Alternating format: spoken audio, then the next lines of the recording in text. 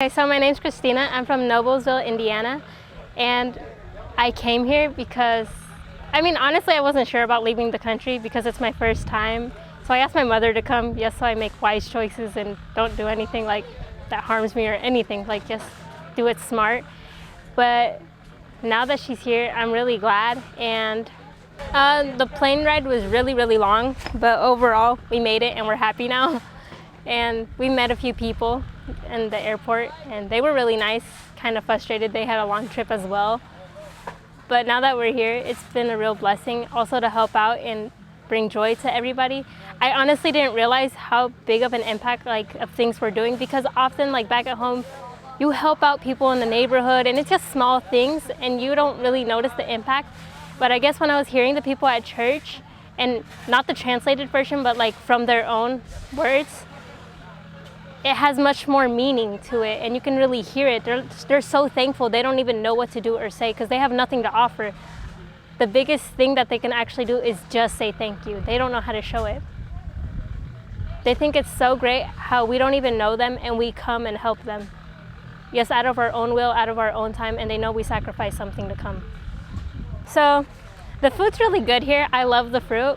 It's just main food dishes, it's just not the same because there's not a lot of variety and it has a lot of salt. Honestly, it's not something I'm used to.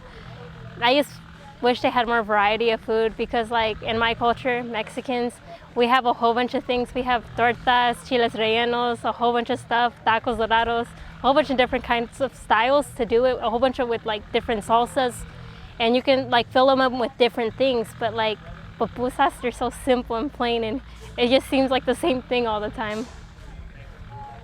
The hotels were not as bad as I thought they'd be.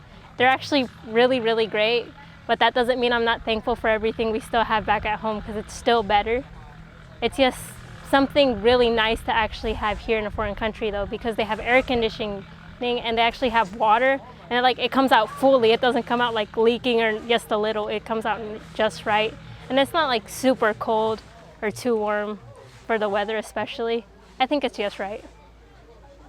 So, describe the two churches that we attended yesterday. Talk about the first one.